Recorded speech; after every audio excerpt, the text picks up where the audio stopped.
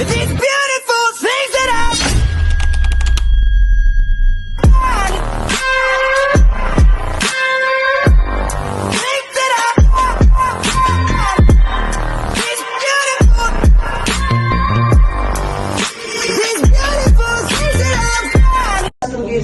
QR код арқылы топқа бөлінеміз және пазлар арқылы психологиялық ахуал тудырамыз. Одан кейін өткен тақырыпқа шолу жасаймыз.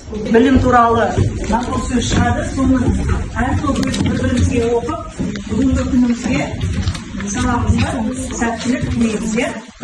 Алдын ала үйге берілген 3 топ 3 презентациямен қорғап шығады. Пирос мәтіндері екі күрделі деңгейден тұрады. Біріншісі анық мәтіндер, әңгімелер, әдетте шығармашылық мәтіндер және эмоция мен сюжетке бағытталған. Біздің мақсаты мәтінді түсіну, ақпаратты табу, талдау және бағалау дағдыларын анықтау. Қазақстан 2021 жылы 506 балды жинаған екен. Зерттегенде көшбасшы елдердің топ бестігін алған болатынбыз.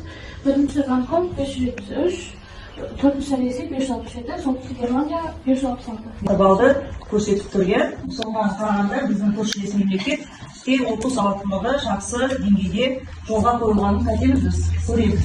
Қазақстанның 5 соңғы 5 жылда Қазақстанның нәтижесі бойынша 32 елде балға төмендеген болатын. Өзінің негізгі факторларында атап айтып кетуге болады. Енді тестілеу форматына келетін болса, Қазақстанда тестілеу компьютерлік форматта өтті. Балдық шкаласы 500-ті құраған болатын. Яғни бұл интернет ортада ақпараттық жүйені қолдану барысында жүргізілген формат. 2026 жыл 6 цикл 25 жылдың нәтижесінде салыстыру мүмкіндігі. Және бағалау толық цифрлық форматта өтеді. Сілтеме және анимация. Оқушының әл ауқаты және буллингтің әсері туралы. Алдағы жылда жылда 5 жыл сайын бағыты қайтып отырады.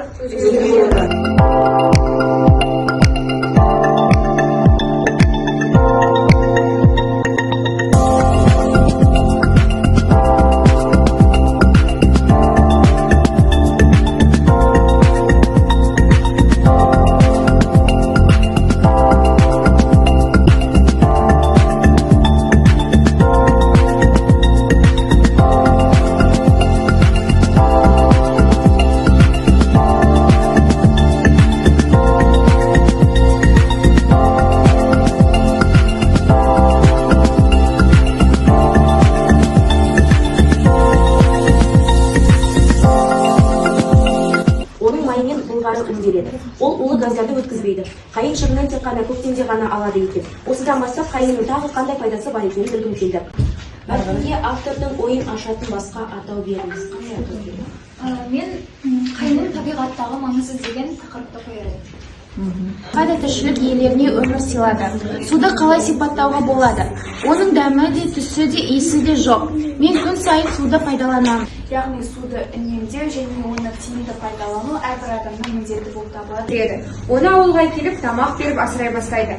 Балалар оны көксерек деп атап кетеді. Идеясы қандай? Бұл мәтіннің идеясы жабайы аң табиғатына қайта оралса да, табиғи жаратылысы өзгермейді.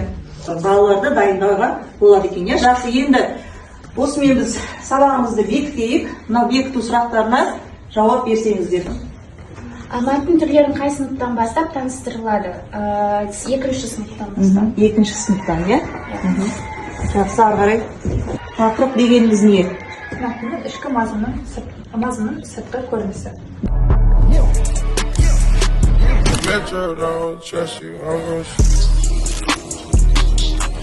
got you what you need.